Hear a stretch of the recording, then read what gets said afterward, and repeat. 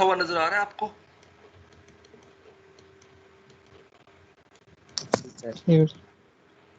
Yes sir. Lag तो नहीं हो रहा?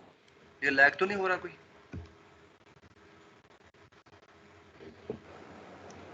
No sir. सर थोड़ा ओके, आपके पास एप्लीकेशन आती है और एप्लीकेशन एक ऐसा प्रोजेक्ट आप समझ लें, एक प्रोजेक्ट जो कि कुछ भी हो सकता है, ठीक है, जिसमें आप कह सकते हैं कि मुझे कोई लाइब्रेरी मैनेजमेंट सिस्टम बनाना है, लाइब्रेरी सिस्टम बनाना है मैंने, या मैंने कोई सपोज कोई ट्रांसपोर्ट सिस्टम बनाना है।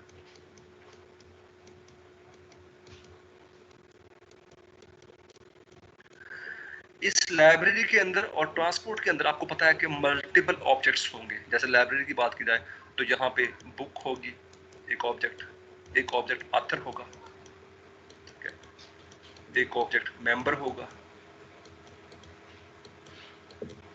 एक ऑब्जेक्ट इश्यू करना का बात हम करेंगे, इश्यूएंस का ऑब्जेक्ट होगा। ये सारे ऑब्जेक्ट्स जब आपके पास ऑथर है, बुक है, मेंबर है और इश्यूएंस का है, ये ऑब्जेक्ट्स एक एप्लीकेशन का हिस्सा है।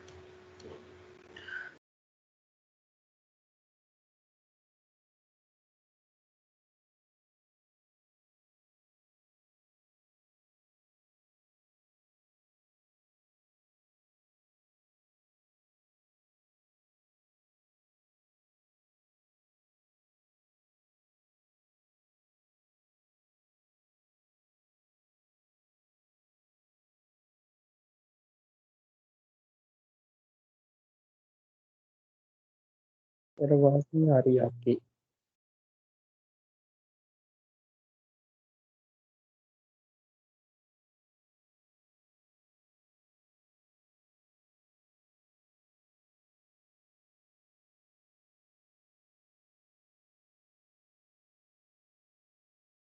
सर आपकी वॉइस नहीं आ रही।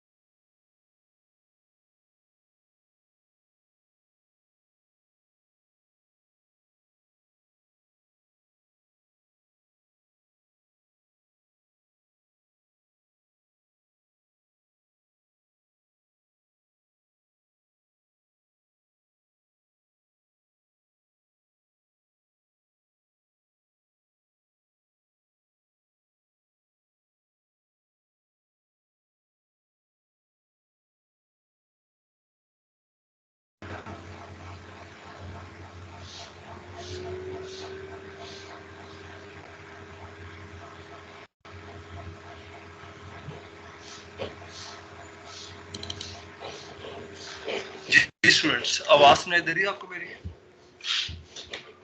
Yes sir. अच्छा, ये ऑब्जेक्ट्स आपस में करेंगे इंटरेक्शन। इंटरेक्शन से मुराद ये है कि अगर कोई ऑथर है तो वो किसी बुक का ऑथर होगा। आपकी स्क्रीन नजर नहीं आ रही है? ओके, चलो स्टार्ट से रिपीट कर दें। सॉरी। मैं कहना स्टार्ट से दफा रिपीट कर दें। हाँ जी, आप कोई एप्लीकेशन डिज़ाइन कर रहे हैं और वो एप्लीकेशन किसी लाइब्रेरी सिस्टम का हिस्सा है, ठीक है, लाइब्रेरी सिस्टम है वो। उसमें जो ऑब्जेक्ट्स होंगे वो बुक हो सकती है, ऑथर हो सकता है, मेंबर हो सकता है और इश्यूएंस हो सकता है। ये ऑब्जेक्ट्स आपस में करेंगे inter.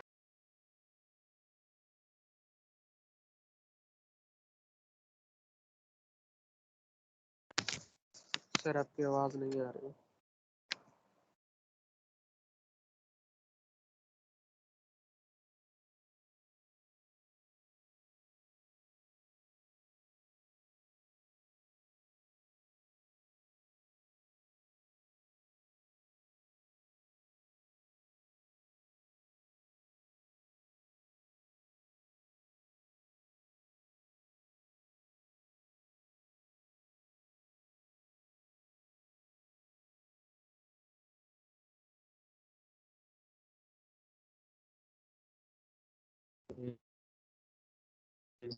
Sir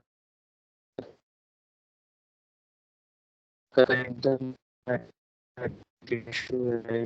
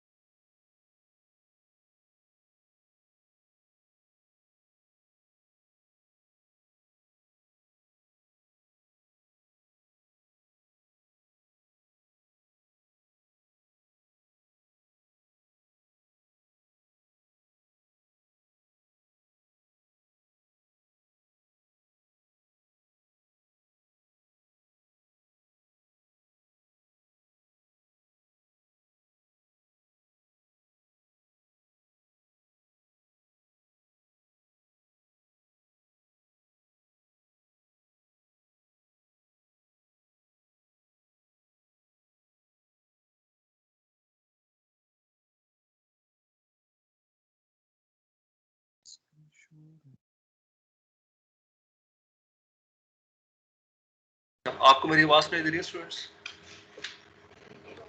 yes sir. Yes sir. Okay, तो आपके पास जो ऑब्जेक्ट्स क्रिएट होंगे एप्लीकेशन में, ये आपस में करेंगे इंटरेक्शन। इंटरेक्शन से मुराद आपको पता है कि हम जब भी किसी ऑब्जेक्ट के साथ इंटरेक्शन करते हैं, जैसे हमारे पास कोई O1 ऑब्जेक्ट है और हमने इससे करनी है इंटरेक्शन, तो हमें इसे पास करना पड़ता है मैसेज। और मैसेज से मुराद ये है कि आप इसे डॉट लगा के कहते हैं कि डिस्प्ले कर दो। वो डिस्प्ले से मुराद कुछ भी हो सकती है, लेकिन हम इसको एक मैसेज पास करते हैं ऑब्जेक्ट को। अब चाहे तो ये मैसेज पास आप करें क्लाइंट प्रोग्राम से, चाहे तो आप इसे क्लाइंट प्रोग्राम जैसे अभी हमने मेन पे काम किया हुआ है, आप मेन से इसे मैसेज पास करें, या ये मैसेज पास हो किसी और ऑब्जेक्ट से। मसलन आपके पास बुक का ऑब्जेक्ट है और उस बुक के ऑब्जेक्ट में आपके पास एक ऑथर का ऑब्जेक्ट है, बुक क्लास में आपके पास एक ऑथर का ऑब्जेक्ट है, और ऑथर के ऑब्जेक्ट से आपने एक मैसेज पास किया ऑथर क्लास को, ऑथर डॉट डिस्प्ले, कुछ भी हो सकता है, ठीक है। तो ये मैसेज पासिंग का कॉन्सेप्ट आपको मैंने बताया हुआ है, और यही यहाँ पे इम्प्लीमेंट होगा कि ऑब्जेक्ट्स की आपस में इंटरेक्शन किस तरह होगी और वो किस तरह आपस में मैसेज पास करके इंटरेक्शन करेंगे। इन शॉर्ट, किसी भी एप्लीकेशन के अंदर मोर देन वन ऑब्जेक्ट्स हो सकते हैं और वो आपस में इंटरेक्शन करते हैं, ठीक है।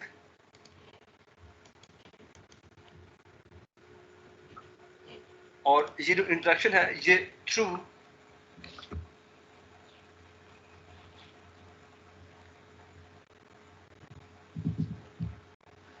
और ये ऑब्जेक्ट्स हैं ये थ्रू जो आपको पता है कि message passing through sending messages होती है, और ये हमने मैसेज सेंडिंग कर भी चुके हैं मेन के थ्रू, जो हमने मैसेज सेंड किए थे पिछले क्लासेस के अंदर, ठीक है। इसी तरह जो एक ऑब्जेक्ट है, अगर वो बुक का ऑब्जेक्ट है और वहां से कोई और ऑब्जेक्ट है, ऑथर का ऑब्जेक्ट है, अगर वहां से कोई मैसेज पास होगा ऑथर के ऑब्जेक्ट को, अगर बुक के की क्लास से ऑथर क्लास कोई मैसेज पास होगा, तो ऑथर के क्लास के अंदर जो जो मैसेज पासिंग का फंक्शन है, मेथड लिखा होगा, वो कोई एक्शन भी परफॉर्म करेगा उसके ऊपर, और ये भी डेमोंस्ट्रेशन हम देख चुके हैं, ठीक है। हमारे पास ये जरूरी है कि जब भी हम कोई एप्लीकेशन डिजाइन करें, जैसे बुक है, ऑथर है, मेंबर है, लाइब्रेरी के लिए, तो उनके जो ऑब्जेक्ट्स हैं वो वेल डिफाइंड हो, और ऑब्जेक्ट्स आपस में इंटरेक्शन कैसे करते हैं वो भी आपके पास वेल डिफाइंड मैकेनिज्म हो। ये ना हो कि आपके पास कुछ चीज़ें वो यूजर के रिक्वायरमेंट के मुताबिक चीज़ें हों। अगर आप चीज़ें कुछ छोड़ देंगे तो वो मसला हो जाएगा। तो ये एक ज़रूरी है एप्लीकेशन डिजाइनिंग में कि आपके पास ऑब्जेक्ट्स कौन से हैं और वो आपस में इंटरेक्ट किस तरह कर रहे हैं, ठीक है। जावा में ये मैसेज पासिंग आपको पता है थ्रू मेथड कॉलिंग होती है, और ये हम पहले भी कर चुके हैं, okay.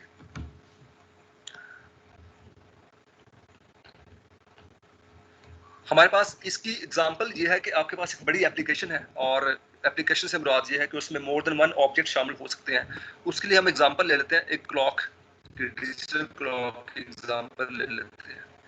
How we would be implementing, हम कैसे इसको इम्प्लीमेंट कर सकते हैं। एक डिजिटल क्लॉक है हमारे पास, इसको हम कैसे इम्प्लीमेंट कर सकते हैं, हमारा कंसर्न अभी इस बात की होगा। लेकिन इस बात तक पहुंचने के लिए हमें थोड़ी सी सोचने की जरूरत है कि हम किस तरह चीज़ों को डिकम्पोज करते हैं और किस तरह आपस में कोलैबोरेट करते हैं, बाद में उसको इंटीग्रेट करते हैं। ये हमारा मेन प्रॉब्लम है।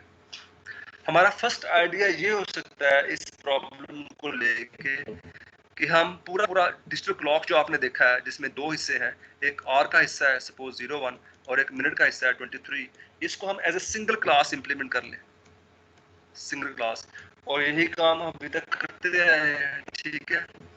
लेकिन अगर हमारे पास, ये तो अभी छोटा प्रॉब्लम है और ये इंप्लीमेंट हो भी सकता है, अगर हमारे पास कोई बड़ी प्रॉब्लम होगी तो उसके लिए फिर हमें क्या करना पड़ेगा। उसके लिए आपके पास जो टूल्स अवेलेबल हैं, जो मेथड अवेलेबल हैं, वो मेथड को हम कहते हैं मॉड्यूलराइजेशन करना और एब्स्ट्रैक्शन करना।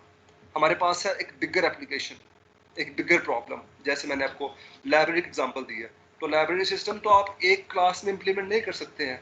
आपको पता चल रहा है कि उसके अंदर ऑब्जेक्ट्स हैं, जो बुक है, जो ऑथर है या मेंबर है, वो सेपरेट ऑब्जेक्ट्स हैं और वो आपस में इंटरेक्शन भी करेंगे। लेकिन हम कैसे उसको इम्प्लीमेंट कर सकते हैं और किस तरह उसको हम सॉल्व कर सकते हैं इस प्रॉब्लम को, एक बिगर प्रॉब्लम को। तो सॉल्यूशन ये है उसका, और ये सॉल्यूशन कंप्यूटर साइंस में हर जगह इस्तेमाल होता है। ऊप में भी सॉल्यूशन, जो ऊप के अंदर सॉल्यूशन उसका ये होगा कि आपने उस बिगर प्रॉब्लम को, जो आपके पास बिगर प्रॉब्लम है, उसको आपने डिवाइड करना है इनटू सब प्रॉब्लम या सब कंपोनेंट्स। और फिर आपने उन सब कंपोनेंट को फर्दर सब कंपोनेंट में डिवाइड करना है, एंड सो फोर्थ।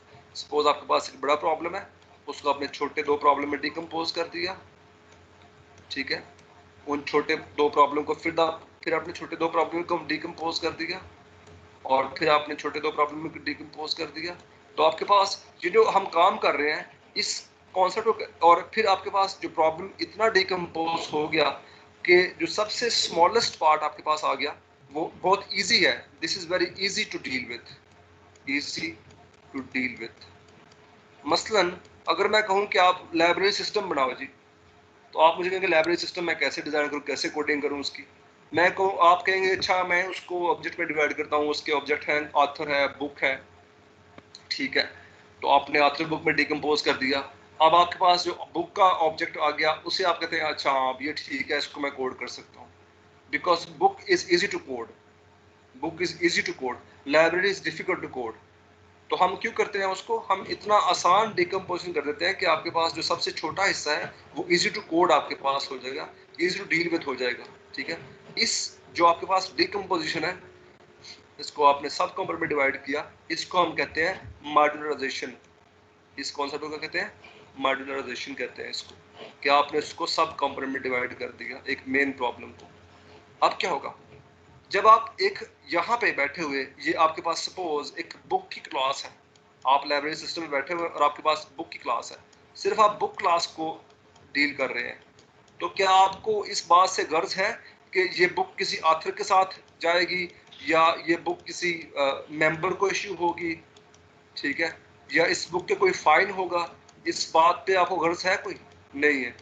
आप सिर्फ एक खास हिस्से पे फोकस कर रहे होंगे, एक खास हिस्से पे फोकस कर रहे होंगे, सिर्फ उसे कोड कर रहे होंगे, और ये जो हिस्सा है कि आपने सिर्फ एक खास हिस्से को कोड कर रहे हैं, उसी पे फोकस कर रहे हैं, और आप बाकी हिस्सों के बारे में नहीं सोच रहे हैं, इसको हम कहते हैं एब्स्ट्रैक्शन करना।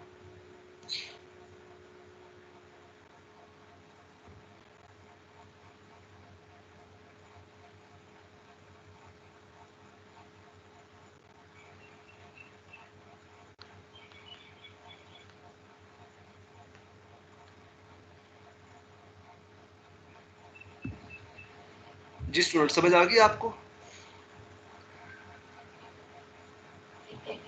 कि आपके पास एक बिगर प्रॉब्लम था, उसको डिकम्पोज किया इसको इनटू सब प्रॉब्लम्स, और इतना डिकम्पोज किया कि जो सबसे छोटा प्रॉब्लम है that is very easy to deal with, और फिर आपने जब एक प्रॉब्लम को सॉल्व कर रहे हैं, ये आपको कहता है मॉड्यूलराइजेशन। और जब आप किसी एक प्रॉब्लम को सॉल्व कर रहे हैं तो आप बाकी प्रॉब्लम के हिस्सों के बारे में नहीं सोच रहे हैं, इसको हम कहते हैं एब्स्ट्रैक्शन करना, ठीक है। इसकी कुछ एग्जांपल देख लेते हैं। सपोज आप अभी ब्रिटेन में हो और आपको जाना है ब्रिटेन से स्पेन, ठीक है, आपको ब्रिटेन से स्पेन जाना है, ये एक बड़ा प्रॉब्लम है। ब्रिटेन से आपको स्पेन जाना है, तो आपके पास एक बड़ा प्रॉब्लम आपके पास आ गया, this is your bigger problem. इसको हम डिवाइड करते हैं इनटू सब problems. Getting to the airport, आप अपने घर से हैं और घर से आपने कोई एयरपोर्ट में जाना है, ये एयरपोर्ट होगा, ठीक है।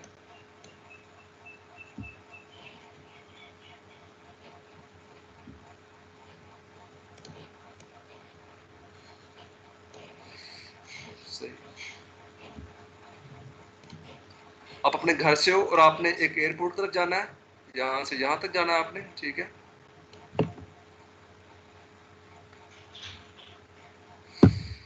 और फिर आपने उस एयरपोर्ट से फ्लाई करना है टू द स्पेन, ठीक है, ये सेकंड प्रॉब्लम है।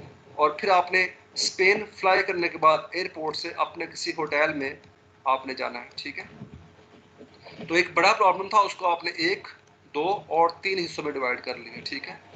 जब आप किसी एक हिस्से के बारे में सोच रहे हैं, सपोज आप एक हिस्से के बारे में सोच रहे हैं कि मैंने एयरपोर्ट से घर से एयरपोर्ट कैसे जाना है, तो आपको इस हिस्से के बारे में सोचने की जरूरत नहीं है कि आपने फ्लाई कैसे करना है, ठीक है। यहाँ से यहाँ के बारे में सोच रहे हैं प्रॉब्लम 1 के बारे में, तो आपको प्रॉब्लम 2 के बारे में सोचने की जरूरत नहीं है।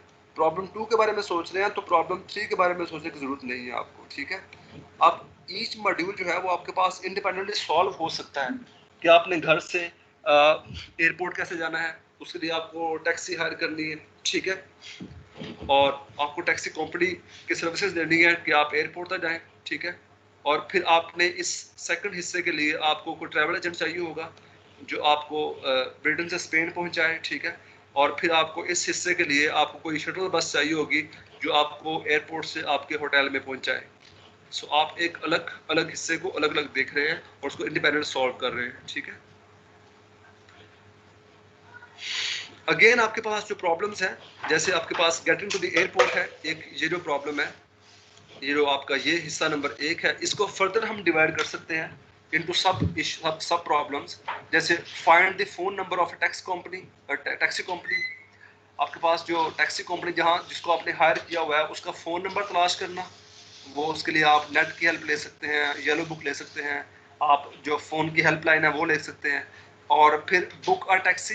ज़ाहिर है अगर आपके पास मल्टीपल फ़ोन नंबर आ जाएंगे तो आपको कोई एक टैक्सी बुक करवानी पड़ेगी जिसके ऊपर जो फिजिबल आपके लिए हो, और कौन सी कार आपको चाहिए होगी और कितना उसका रेंट होगा, ये सब चीज़ें देख के।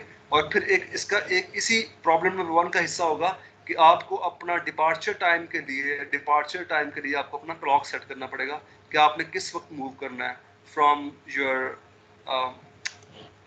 Home to the airport. उसके लिए आपको यहाँ पे अपना अलार्म भी सेट करना पड़ेगा। तो आप सिर्फ जब अलार्म सेट कर रहे हैं तो आपके लिए बाकी सब चीज़ों के बारे में, लाइक आप टैक्सी बुक कैसे करेंगे या बाकी चीज़ों के बारे में नहीं सोच रहे हैं, आप सिर्फ इस बारे में सोच रहे हैं कि मैं टाइम पे उठ जाऊं, ठीक है। और again setting your alarm, again it doesn't have much modules. इसके अंदर फर्दर हम डिकम्पोज नहीं कर सकते हैं क्योंकि आपको पता है कि आपने अलार्म सेट कैसे करना है। तो आपने एक बड़ा प्रॉब्लम कि आपने one country to other country move करना है, उसको आपने ब्रेक करते करते डिकम्पोज करते करते आप वहां तक ले आए हैं कि अब आपका जो प्रॉब्लम है वो अलार्म सेट करने का रह गया है। और जब आप ये काम कर रहे हैं तो आप बाकी किसी प्रॉब्लम के बारे में नहीं सोच रहे हैं। Got it?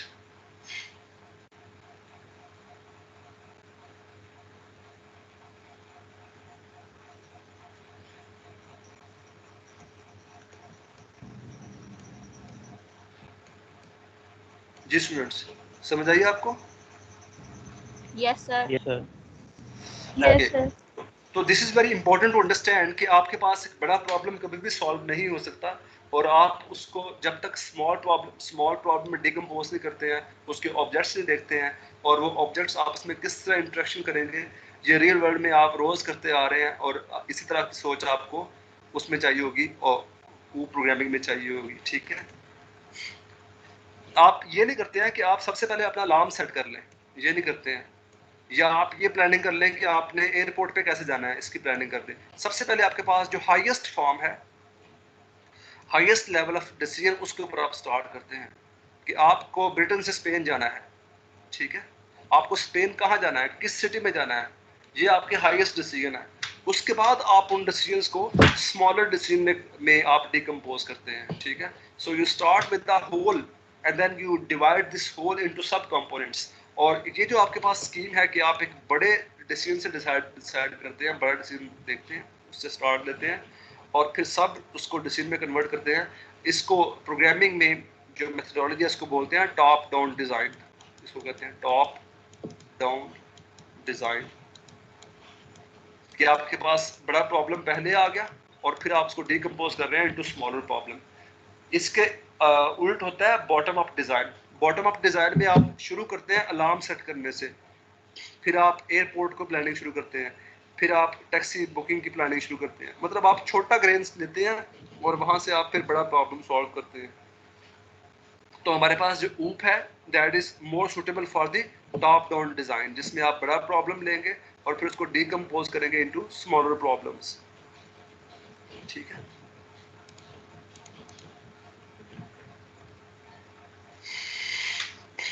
नेक्स्ट आपके पास डिसीजन हो सकता है कि आपने किस सिटी में जाना है, ठीक है। Suppose how should I go to Malaga, some city of Malaga of Spain, और you would go to there, ठीक है।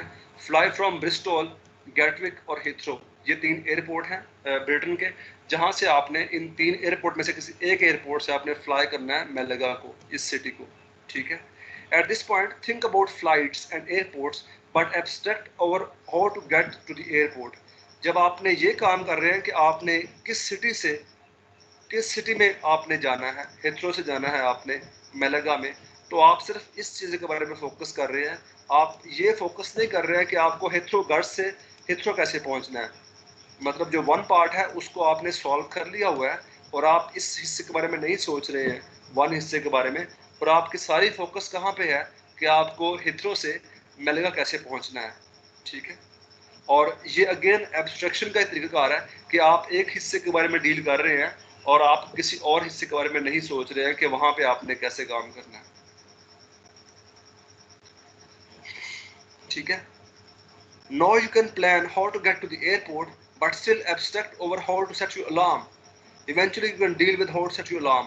आप जब यहाँ से यहाँ पे के बारे में सोच रहे हैं तो आपका एक हिस्सा ये भी है कि आपने यहाँ से यहाँ कैसे पहुँचना है, और उसका एक हिस्सा आपका अलार्म सेट करना है, और वो अलार्म सेट करना तो आपको आता ही है। इन शॉर्ट, आपको इतना छोटा मॉड्यूल क्रिएट करना है कि जिसको आप इजीली डील कर सकें। आप बड़े प्रॉब्लम को सॉल्व नहीं कर सकते हैं तो आप उसको डीकम्पोज करते रहें जहाँ तक कि वो प्रॉब्लम जो है वो इजीली डील हो सके।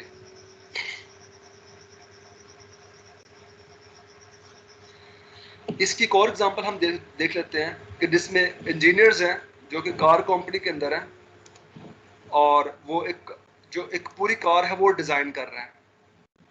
अगर उसके पास टास्क है कि पूरी कार डिज़ाइन करेगा, ये पूरी कार वो डिज़ाइन करेगा, अगर उसके पास ये टास्क है जिसमें व्हील भी होंगे, जिसमें सीट्स भी होंगे, जिसमें डोर भी होंगे, ठीक है, अगर वो ये पूरी कार डिज़ाइन कर रहा है तो उसके पास शेप ऑफ द कार, इसके बारे में सोचेगा। Size and location of engine, engine कहाँ पे है, उसका साइज कितना होना चाहिए, उसके बारे में सोचेगा। Number and size of seats in the passenger area, कि पैसेंजर एरिया में कितने सीट होंगे और किस साइज की सीट होंगी, इस बारे में सोचेगा।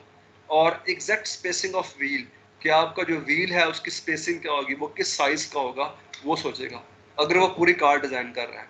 लेकिन अगर वही इंजीनियर कोई एक और इंजीनियर जो कि सिर्फ इंजन के ऊपर काम कर रहा है, उससे कंसर्न ये नहीं कि गाड़ी की शेप क्या है या साइज क्या है, बाकी सब चीज़ें क्या है, उसका फोकस ये है कि इंजन जो आपके पास होगा उसके सिलेंडर कितने हैं, उसमें इंजेक्शन मैकेनिज्म क्या है, फ्यूल इंजेक्शन का, वो कार्बोरेटर इंजन है या फिर वो इलेक्ट्रॉनिक्स से कौन से हैं उसके, या उसका स्पार्क प्लग क्या है। ये इंजन वाले के सोचने का काम है जो सिर्फ इंजन डिज़ाइन कर रहा है, ठीक है। Got it? यहाँ तक समझ आ रही है आपको बात?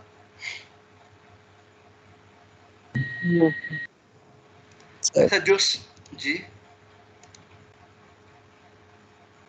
ओके, जो स्पार्क प्लग डिज़ाइन कर रहा है वो इंजीनियर, उसका पर्पज सिर्फ ये है कि वो सिर्फ स्पार्क प्लग के बारे में सोचे और वो ये सोचे कि this is very complex artefact, ये काफ़ी कॉम्प्लेक्स आर्टिफैक्ट है जिसके अंदर बहुत सारे पार्ट्स हैं, ठीक है, और उसमें काफ़ी कॉम्प्लेक्स स्टडी करनी पड़ेगी उसको स्पार्क प्लग डिज़ाइन करने के लिए, ठीक है। To determine exactly what kind of metal to use for the contact, कौन सी मेटल यूज करनी है उसने, और what kind of material and production process to use for the insulation, कौन सा आपको मटेरियल चाहिए होगा, कैसे आपको प्रोडक्शन करनी है ताकि आपका इंसुलेशन का प्रोसेस कंप्लीट हो सके। तो स्पार्क प्लग एक खुद से स्टडी है, और ये जो इंजीनियर है ये बाकी चीज़ों के बारे में नहीं सोच रहा, ये सिर्फ स्पार्क प्लग के बारे में सोच रहा है जो कि फर्दर इंजन का पार्ट है, और इंजन फर्दर जो है वो कार का पार्ट है।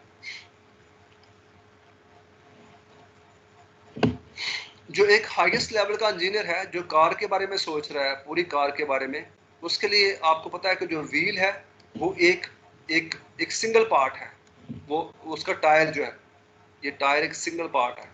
लेकिन जो टायर का इंजीनियर है उसके लिए टायर एक साइंस है, एक पूरा आर्टिफैक्ट है, और उसको ये सोचना है कि हमारे पास किस किस्म के केमिकल कंपोजिशन होगी जिसके थ्रू आपका जो टायर है वो डिज़ाइन हो सके, और वो टायर ड्यूरेबल भी हो, और जो इन्वायरमेंट के लिए डिज़ाइन किया जा रहा है, जिस गाड़ी के लिए डिज़ाइन किया जा रहा है उसकी रिक्वायरमेंट पूरी करे और उसकी स्पीड को ये कॉप अप कर सके। तो उसके लिए टायर डिज़ाइन करना एक कॉम्प्लेक्स थिंग है, लेकिन जो आपके पास कार का इंजीनियर है उसके लिए ये सिर्फ एक सिंगल पार्ट है, और ये उसको इस्तेमाल करेगा अपने रिम के लिए और फिर उस रिम को आपकी गाड़ी में फिक्स कर देगा। और इस कार इंजीनियर के लिए ये एक सिंगल पार्ट है, इसको हम कहते हैं कि उसने एब्स्ट्रैक्शन कर ली हुई है। उसे नहीं पता कि ये कैसे इम्प्लीमेंट या कैसे उसको डिज़ाइन किया गया है, उसे सिर्फ ये चाहिए कि सिंगल पार्ट मुझे दो और मैं उसको अपनी गाड़ी में लगा लूँ, ठीक है। The engineer in the car company abstract from the details of the tire manufacturer. उसे एब्स्ट्रैक्शन होती है डिटेल की कि टायर मैन्युफैक्चरर कैसे काम कर रहा है, और उसे सिर्फ वो एक सिंगल पार्ट चाहिए होता है। And concentration on the detail of construction of से द व्हील, उसको सिर्फ इस बात पे गर्ज होती है कि मेरा व्हील कैसे डिज़ाइन होगा। इस तरह जो कार की बॉडी का डिज़ाइनर है और वो टेक्निकल डिटेल उसके व्हील के बारे में नहीं पता होती या इंजन के बारे में पता नहीं होती है, वो सिर्फ उसकी बॉडी के बारे में बात करेगा कि किस शेप की कार की बॉडी होगी।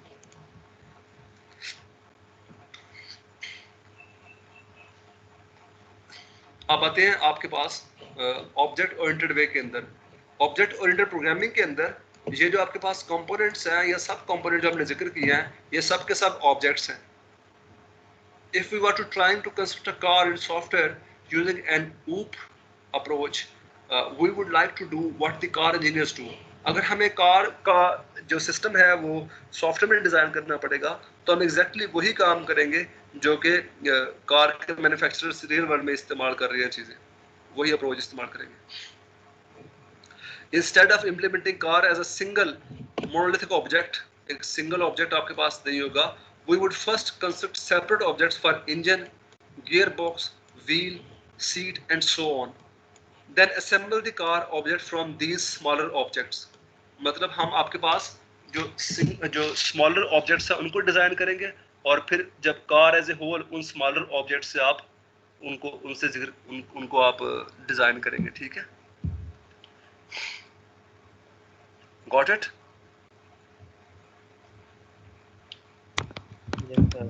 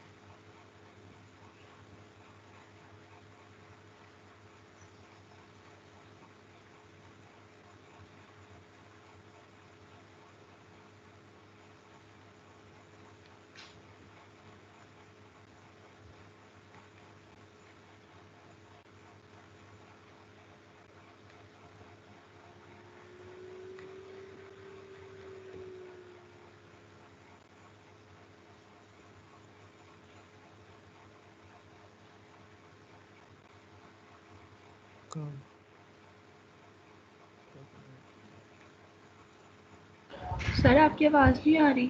जी बेटा मैं बोल रहा हूँ। अब हम आते हैं वापस अपनी क्लॉक एग्जांपल के ऊपर, ठीक है। तो क्लॉक एग्जांपल के ऊपर हमने बात की थी और उसके ऊपर हम यही चीजें अप्लाई करेंगे जो अभी हमने देखी हैं कि आपके पास क्लॉक है और उसका एक सिंगल एप्लीकेशन हम देख सकते हैं कि ये एक सिंगल एप्लीकेशन है जिसमें एक डिस्प्ले है, ये एक डिस्प्ले है, ठीक है।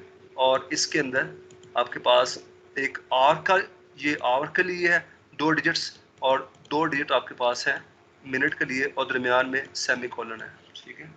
इसको हम देखते हैं ये कार का आपके पास किस किस्म का क्लॉक का आपके पास जो एप्लीकेशन है, ठीक है। अब आप थोड़ी सी ये एग्जांपल इसको देखें कि abstraction is the ability to ignore detail of parts to focus attention on higher level of problem. Abstraction का मतलब ये है कि आप टायर कैसे बनाए इस बारे में ना सोचें और आप उसको सिर्फ एज ए पार्ट लिखें और आपका जो बड़ा प्रॉब्लम है उसके ऊपर फोकस करें। और जो मॉडर्नाइजेशन है उसका मतलब ये है कि आप अपने प्रॉब्लम को सब कंपोनेंट में डिवाइड करें जब तक आप हर हिस्से को इंडिपेंडेंटली सॉल्व ना कर पाए। अच्छा जी, जो आपके पास ये क्लॉक का एग्जांपल है, अगर हम इसे देखें कि जो क्लॉक का आपके पास एग्जांपल है इसमें 0 1 23, एक तरीकाकार ये है कि आप इसको एक सिंगल डिस्प्ले के तौर पर देखें जिसमें 4 डिजिट्स हैं, लाइक 2 डिजिट ये हैं और 2 डिजिट आपके पास ये है, तो इसमें 2 + 2, इसमें 4 डिजिट्स हैं।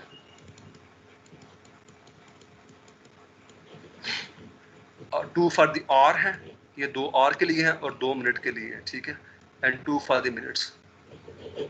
तो इस तरीका तो ये कि आप इसको एज ए सिंगल ऑब्जेक्ट देखें कि जो डिस्प्ले करवा रहा है 2 डिजिट्स को 2 आवर के लिए है और 2 आपके पास मिनट के लिए है, ये डिस्प्ले करवा रहा है। एक सिंगल आपके पास ये यूनिट आ गया, सिंगल डिस्प्ले है, ठीक है।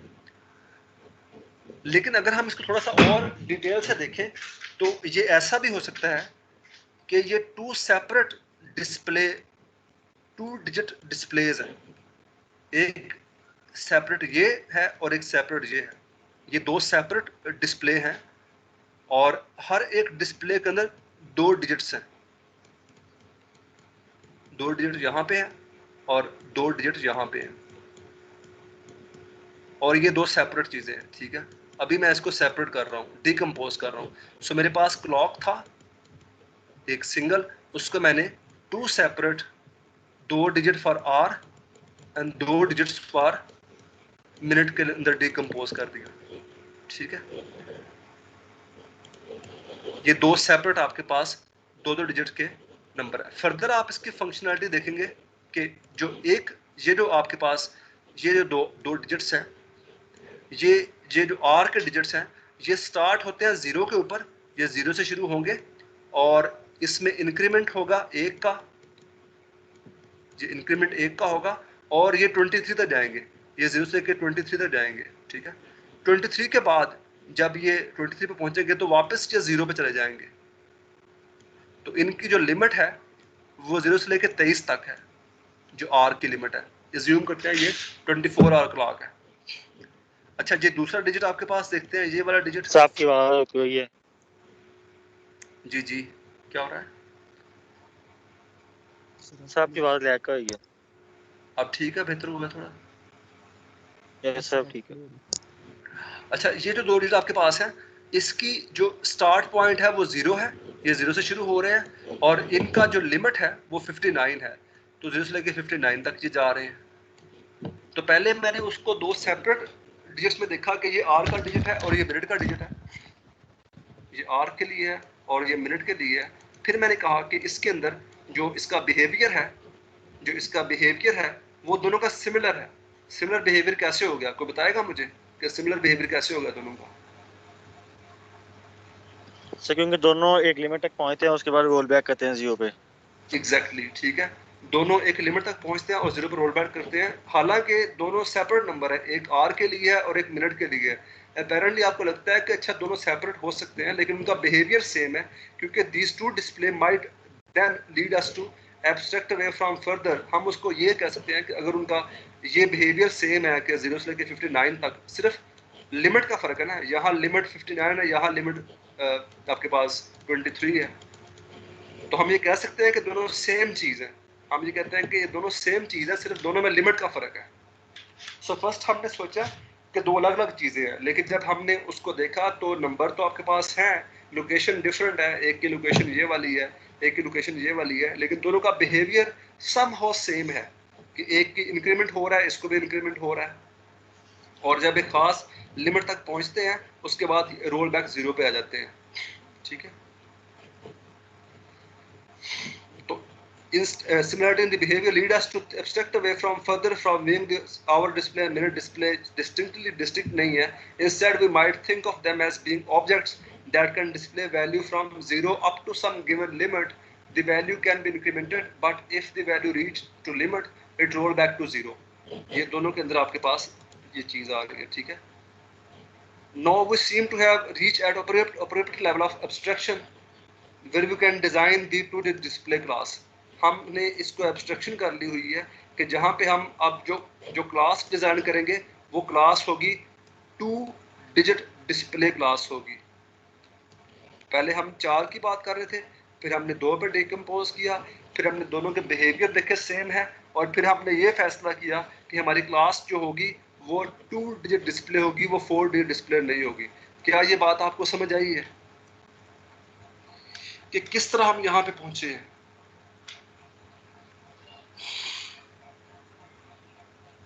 मतलब instead of designing 4 digit class, हमने 4 डिजिट के ऊपर बात कर रहे थे, उसकी बजाय हमने फर्दर देखा उसको, ये पॉइंट देखा, फिर हमने ये पॉइंट देखा, और उसके बाद हमने ये फैसला किया कि हमारी क्लास जो है वो 2 डिजिट डिस्प्ले क्लास होगी।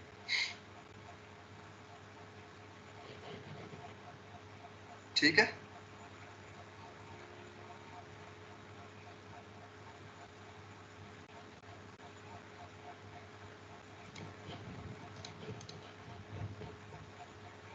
ओके।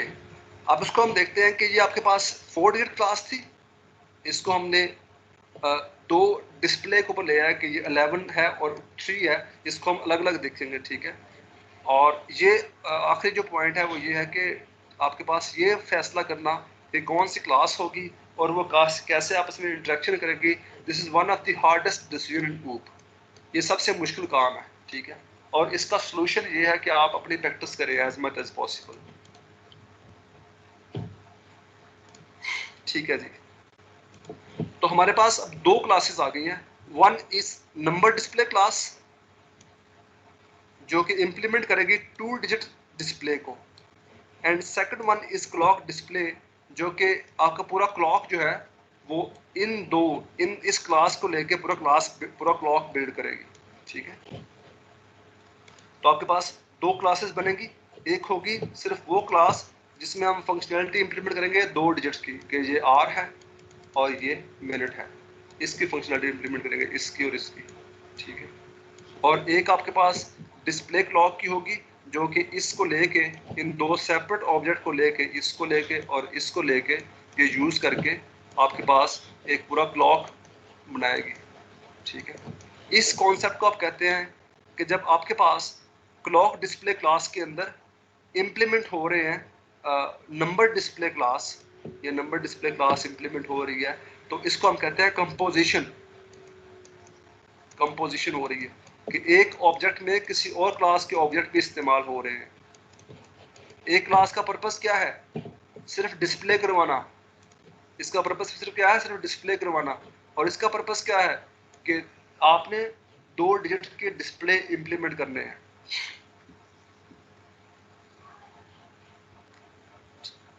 ठीक है जी, स्टूडेंट यहाँ तक समझ आ गई आपको बात?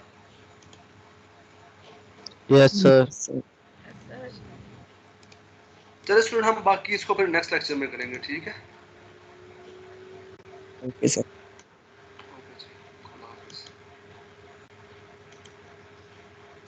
सर ये जो आपने लास्ट वाला पॉइंट बताया ये एक दफ़ा दोबारा